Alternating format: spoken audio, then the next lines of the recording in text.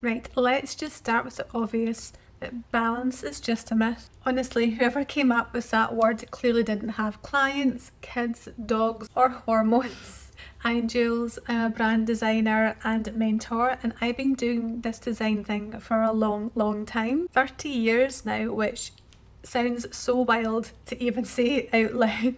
I've been doing design for so long now that I graduated in 1993. I've seen so much change in that time, and one thing I always struggled to get right was balancing life and work. I've worked in agencies, led in-house teams, freelance, built courses, membership communities, the lot. And across all of that, one thing's been consistent: the myth that if we just get organised enough, we can somehow juggle everything perfectly. And I used to be so hard on myself by feeling like I was either failing as a mother, failing as a business owner, failing as a team member because I couldn't get that juggle right. But the truth is, I've got an underactive thyroid, I have arthritis, it likes to flare up when it fancies it, and I'm now thick in the middle of menopause. And there are days I feel like my body and my brain are running two completely different operating systems. The idea of balance just doesn't even enter the scenario. So what I've learned instead is rhythm. Rhythm gives you space to breathe. It flexes when life goes sideways. It lets you rest without guilt and show up when you've got the energy. And that's what's the important part. Show up when you have the energy and not feel guilty when you don't. So that's what this whole session's about. I want to show you how to design a business that fits you and not the other way around. I'm going to share a few personal stories, the times I completely messed up, ignored my own boundaries, and I've done that a lot, burned myself out, and how I've rebuilt things so that my work actually supports my life instead of draining it. And this is what's so important as creatives. We need to protect that energy because that's what helps protect our creativity. At the end, I'll show you the planner I now use every week to keep myself on track. The Creative Biz Rhythm Planner, which I designed for myself first because I couldn't find anything else that worked the way I needed it to. I went through so many different planners and fitting in other people's molds, and they just didn't work for me. They didn't work for my creative brain. This isn't a 5 easy steps type of chat. It's more like a cuppa and a catch up with someone who's been there, and trust me, I have been there, done the all-nighters, and I've learned the hard way that pushing through just isn't sustainable. Why balance doesn't work. And so let's talk about this idea of balance and what that even is. It sounds brilliant on paper, equal parts rest. It sounds brilliant on paper, equal parts work, rest, family, creativity, exercise, healthy meals, early nights, but real life isn't a spreadsheet. And I found very quickly that I just couldn't balance it all. Sometimes I had to focus all my energy on being a really good mum and what my kids needed. I now have teenagers and their needs are a whole different ballgame now. They still need me just as much as they did when they were young kids. And if you can hear snoring, that is my puppy snoring beside me, so forgive me. And now I have elderly parents, which is a whole other ballgame as well. I feel that you're constantly pulled apart in different directions. Do you put your work first, your clients first, your kids first, your parents first, your marriage, your husband? Everyone wants a piece of you, and it's so hard to get that right. Some weeks everything flows, the ideas are coming, the clients are lovely, and the dogs are well behaved. And then you get those weeks where you're running on caffeine, your joints hurt, you've forgotten what day it is, and you're eating toast for dinner because you can't be bothered cooking. And I've done that way too much. The minute I find that I get overwhelmed and busy with work, then the dogs get shorter walks, I stop cooking and I take frozen pizzas out in the freezer, and exercise goes out the window. I don't go to the gym, I don't even stretch, and the long hours you spend sitting over your desk, that's the worst thing you could ever do. But it's not failure, it's real life. It's realistically real life. What I realised a few years back is that I was wasting energy chasing a version of balance that just doesn't actually exist. Instead of forcing myself to do everything perfectly every single week, I started to notice patterns. When I felt most creative, when I needed a rest, when my body was shouting for a break. And once I paid attention to that, it became so much easier to plan my work around it. Rhythm is much more forgiving than balance. It's about finding your flow, the pace that feels right for you. That might mean some weeks you are absolutely flying through your projects. Design just feels really easy and the ideas are just coming to you, but other weeks you're slower, and that's completely fine too. One thing that I've actually found is that I am not a morning person at all. For years I had to fit into the 9 to 5 life because I had corporate jobs, I worked in agencies, and it's very much the nature of the job. But what I am finding now that I have my own business and that I'm into those menopausal years and with my arthritis, I take my mornings really slow. My husband makes me a cup of tea, he puts it in a thermos because he's away out the door at the crack of dawn and I'm still asleep, and it's still warm for when I wake up. I have nice cuddles with the dogs in the morning. The kids are working now, so they get themselves up for bed and away out to work, and I can just take that time for myself. I can either scroll on my phone, because we all do it in the mornings, and just take that gentle time to wake up. I can do some stretching, take the dogs a lovely walk, and I tend to not start working till around lunchtime. It just fits with me more, and I enjoy working on into the early evening, and then I can come downstairs and have a really nice evening meal with the family. That works for me. Sometimes my best creative time period is between 9 p.m. and 1 in the morning. That's just when I come up with my best ideas, and I now work to that, and I don't force myself to work in the morning because I procrastinate, I faff about, and I don't get anything done. Okay, on to story one, the one where I really blurred the boundaries. And this one makes me wince still when I think about it. And it took me a long time to get over it. When I first started freelancing, I wasn't new. I wasn't a new business. I had a lot of experience behind me, but it was the first time I'd ever actually been in business of my own. So I started going to local networking groups and just starting to make the connections again. I had been in-house for 10 years, so I had lost the contacts I had in the design industry, and I had no contacts in the small industry at all. And that's where I met this woman at a local networking group. She was lovely, bubbly, friendly, outgoing, and really encouraging, and we just hit it off straight away. We got chatting about our businesses and starting to help each other out, or at least that's what I thought in the beginning. I thought she genuinely was just being a good pal. And then one day she said to me, could you design some bits for me? Just a few little things, labels, a few social posts, that kind of thing. Which I thought, yeah, of course I can. I'd love to help. And that is me. I am always super keen to help where I can. But I think she clearly identified that. And before I even sent over a quote, she transferred £300 into my account and said that's an initial payment. She just wanted to get that over to me. And at the time I thought, oh, that's amazing. Somebody's that keen that they're paying me up front. Never had that happen before. But oh my goodness, it was such a mistake, because that one payment blurred every single boundary before we'd even started. There was no clear list of what was included, no timeline, and nothing written down. And we had already blurred the whole friendship client relationship. And she started to send me little messages on WhatsApp at night, and we'd already been swapping messages and talking on WhatsApp, but it was more just a friends thing. But then it started to be, could you just tweak this? Would you mind helping with this wee thing? And she knew at that point I was working at nights because I still had my 9 to 5 job while I was building my business up on the side. So she knew this was when I was doing my most work. And because I'm a nice person, because we could become friendly, I said yes every single time. But, and this is a big but, before long my evenings were completely taken over by her wee favours. And it got to the point where I didn't even know how to start charging properly because everything had blurred together. And what I actually noticed was I was putting more time and energy into helping her with her business and supporting her and making that a success. I was neglecting my own business that I was busy trying to get off the ground. I was prioritising her work over mine. And I really wasn't getting anywhere with what I needed to do, and my time was already precious because I only had my evenings and weekends to work in my own business because I had to focus on my day job. When I finally tried to set some boundaries and explain that we'd gone way over what we agreed, she got angry. She got really angry, and that was the moment I realised that she'd been taking advantage of my good nature, but I'd let her. And it was shocking to me that what I thought was a very genuine request, all I had actually said was one time when she'd asked me to again work on something late at night, last minute, and I said I couldn't, and I had something else I needed to do first. She just went off the rails.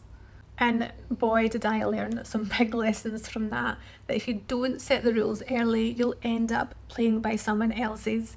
Boundaries aren't about being harsh, but about clarity and respect for you and your client. And the thing is as well, when you are a creative, when you're designers, people always want to be your friend and get to know you because they immediately see how you can benefit them.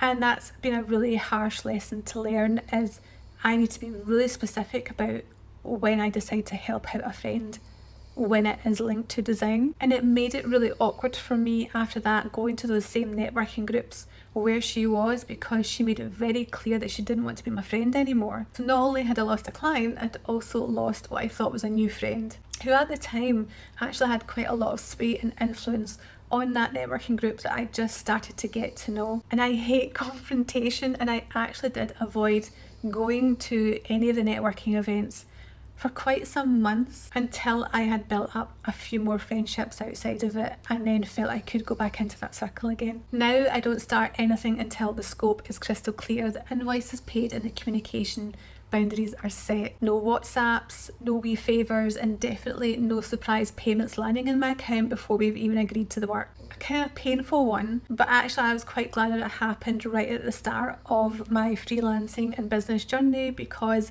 it really helped establish how I made friendships with people who also had businesses after that. Okay, now we're on to story 2, and this is the referral client. And this one was a lesson in standing my ground, which I'm notoriously bad at doing. But one of the benefits of getting older is that you do get better at doing that. A new inquiry came through from one of my favourite clients. They'd referred me to someone that they'd worked with. And straight away I thought, brilliant, referrals are always safe. This is somebody I know that I love to work with, and if they work with this client, then they must be good to work with as well. Spoiler, they are not. We jumped on a discovery call, which I always do before I take on a new project. It helps me get a feel for the person, how they talk, what they value, whether we'd actually work well together. It's something that I can judge much better over a screen than I can through email or even a phone call. And even then it still goes wrong, like it did in this one. Instead of it being a friendly chat, he started grilling me.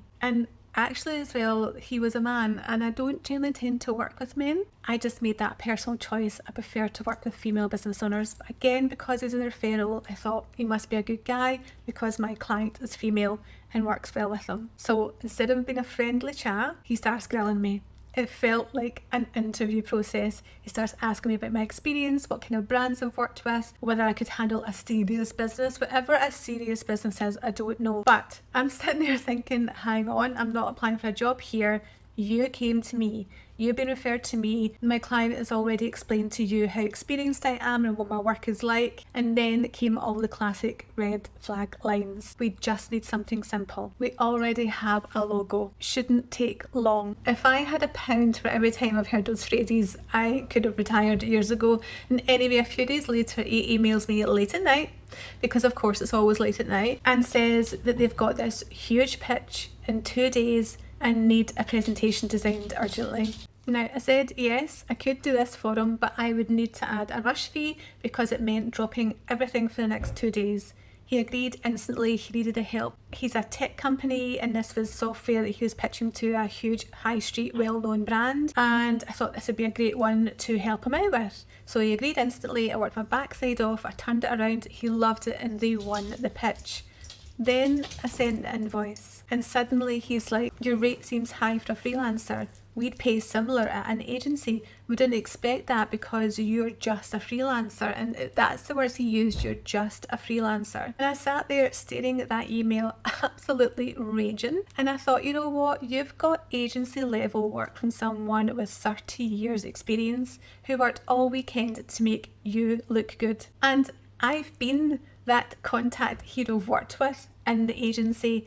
I still had the exact same skills and experience. It didn't matter that I was just a freelancer. So I stood firm. I told him the rate reflected both the rush turnaround and my senior experience and the level of work that he got. And I was actually crapping myself having to do that, but I'm so glad I stood firm, because before I would have probably caved and discounted it. He eventually paid. And then a few days later, he emailed me again.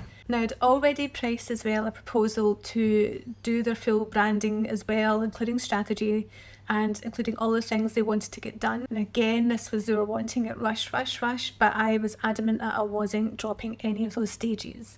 But then he emailed me again and said they'd went ahead with their website and got their IT guy to just design a quick logo, and could I just polish it up?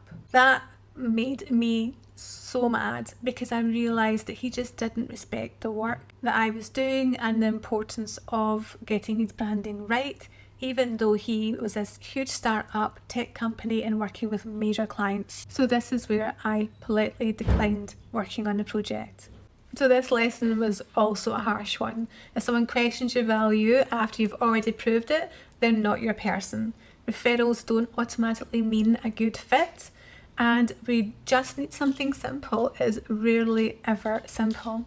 Now I don't touch rush jobs for new clients. It's not worth the stress, the energy or the knock-on effect it has on the rest of my work.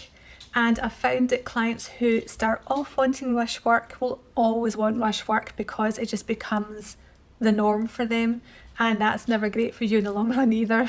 And now on to story 3, and this one's about burnout and including buffer time, which is probably the most important lesson that I've learned. And this is where everything properly changed for me. When I first went full-time freelance, I had this constant fear of having gaps in my calendar, and you will all understand this and where this fear comes from. Even if I had a week without a client booked in, I'd panic. What if no one else hires me? What if the money runs out? What if I go super quiet and I have no work? So I just kept saying yes to everything. Brand project after brand project, with barely any space between them. Often they would be back to back. As soon as I'd be finishing one, I'd be starting a new one. And because I take 50% up front and then 50% on completion, cash flow was all over the place. Sometimes I'd have some months where I would have both deposits and projects rounding off, so it would be quite good. Then other months, if I didn't actually finish a project of a new one to start, then the cash flow could get really tight, and this stressed me out as well. Clients would delay feedback, deadlines would drift, and suddenly I'd have 3 or 4 projects all starting to overlap at once. So I'd be working 12-hour days, 7 days a week, eating whatever I could throw in the oven, barely walking the dogs, and completely running myself into the ground. Then one client went quiet, completely disappeared for almost a year. And this was a new client. Again, I don't tend to work with new businesses anymore because they haven't sorted everything out their end either. And she was still changing what her wants her business to be. And this is why she went quiet on me. And then when she finally did come back, she said, I actually ended up forgetting all about her. And when she finally did come back, she's like, right, we're ready to finish the branding now. I felt like I couldn't say no, even though I was really busy at the time she came back to me. And of course, did I say no? No, I didn't. I just decided to squeeze it in on top of everything else because I felt I'd already committed to finishing her branding for her. And by that point, I was completely done and I just pushed myself too much. My arthritis flared up badly. My arthritis is in my hands. So I kind of need my hands to do my job. And it got to the point where I could barely hold a pencil properly and I couldn't even really write. I was sleeping in until noon some days. I was still exhausted and my creativity completely gone. This was my burnout moment. And it scared me because for the first time I thought, what if I can't do this? And what if I can't do this job anymore? This is the only job I've ever known. This is all I know how to do. It's what I love, but it's killing me. So I took 3 months off client work completely. No projects, no pitches, nothing. And I just rested up, walked, read, tried to get back to feeling like myself again. I really felt like I'd lost who I was as a designer. And when I came back, I promised myself that things would be different. Now I build a 2-week buffer between projects, always, no exceptions. And I take a proper break, 2 proper breaks a year for 1 month at a time, where I don't take on any branding clients. I still do other work, but I just don't take on branding clients because I realise that they actually do take a lot of creative brain power out of me. And this is because, and the reason I've been able to do that is because I've now built multiple income streams. At the start of my business, all of my work was brand clients, which is I think why I fell into that trap of having them all sitting back to back. I still do brand projects, but I also do design days, brand collaborations, digital products, courses, and my YouTube channel is monetized. This mix gives me space. It means I don't have to panic when I take time off. And because I'm not burnt out from all the time, my work is so much better. It's funny, I used to think slowing down would make my business smaller, but it's actually done the complete opposite. I'm more creative, I'm more consistent, and I'm genuinely proud of what I produce. And this comes across to my clients and the work that they see that I do. I've also changed how I take payment. Instead of it being 50% at the start and 50% at the end, I now split it into three. It's 40% deposit to hold the project, there's 30% due midweek through that project, and then there's the remaining 30% at the end. And what I've found is that clients are much more serious about completing the work and getting it because they've already paid 70% rather than just the 50%. And that also helps me with that middle point of having some money coming halfway through the project and not just at the very end, because it's easy for the client to walk away when they've just paid 50% up front and can already see some work you've produced. It's much harder when they've then put 70% through. They want to get that finished. How do I plan my week now and how I keep it all together? Let me show you how I plan my weeks now, because this is what keeps me grounded. I created something called the Creative Biz Rhythm Planner, and it's basically the system that keeps my head clear. Every planner I tried before was too rigid or too obsessed with productivity, and my productivity peaks and flows. It doesn't constantly stay the same. And also my energy levels differ every day. They are not constantly the same. I needed something that helped me plan for life and work and not one or the other. Each week starts with a weekly overview. I pick 3 priorities for the week, and only 3. Any more and it just becomes too much of a juggle. That might be finishing a client project, prepping content, or updating my course. Then I block out time for both work and rest. Dog walks, movement, a little bit of life admin. Then the daily planner pages, they're super simple. There is the 3 must-dos for the day, 1 bit of movement and 1 act of self-care must be included. Now, my favourite bit of self-care right now is my skincare routine. I used to be terrible for just using some micellar water and crawling into bed, but now I take the proper time before I go to bed to do my skincare, and honestly it's making me feel so much better by myself, and it's my favourite part of the day. Sometimes there's a walk, sometimes it's stretching, sometimes it's just making a proper lunch. And I'll actually go and sit in the living room or in my kitchen rather than sitting at my desk upstairs in my office. There's also a wee reflection bit at the end, what worked, what drains me, and what I'm grateful for. It's a small thing, but it helps me notice patterns before I hit burnout again. Then there's a project tracker. It sounds boring, but it's a lifesaver. And I track every project start date, completion date, and how long the client takes to reply. Because that tells me exactly where things are at, so that I don't get any surprises or panic deadlines. I've also got an income tracker too. I found this really helps me, and it helps just rest my stress levels if I know exactly what money I've got coming in or what I can invoice out. I don't want to be caught off guard again by the feast and famine months. It's all in one place: client payments, collabs, product sales.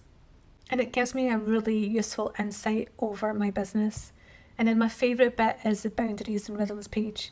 Each week I write down 1 promise to myself, like no client work on Fridays, or I close the laptop early by 4 p.m. and take the night off. It sounds tiny, but it really does change everything. So to wrap this all up, if there's one thing I want you to take away from today, it's that balance isn't real, and that's totally okay. Everyone doesn't have a picture perfect Pinterest life. That's just not the reality of what our life is like as creatives. What matters most is finding a rhythm that fits you and fits your life and fits around the world that you live in, fits around your family and everything else. One that lets you do your best work without sacrificing your health or your happiness. Set boundaries early and stick to them. They're not about being strict, they're about protecting your creativity. And if there's anything I can tell you today is learn from my mistakes. I have literally done every mistake in the book that you're not meant to do. But most importantly, please rest. I still don't get it right. I still do too much sometimes, and I still hit the absolute brick wall when my arthritis pain gets too much because I've pushed on through. And rest shouldn't be seen as a reward. Again, I was so guilty at falling for this. It's not your reward for getting everything done, but it's because it's part of how you stay creative in the long term. If you'd like a bit of help putting this into practice, then grab my Creative Biz Rhythm Planner. It's really easy to use. You can either print it out and keep it on your desk, or if you are a digital person, you can put them into your notes app and use them in your iPad. I really try to think of creatives in mind and how this will help them. The basic project planners and things out there don't really suit our businesses. But honestly, whether you grab it or not, my hope is that you walk away from this session really having a good think.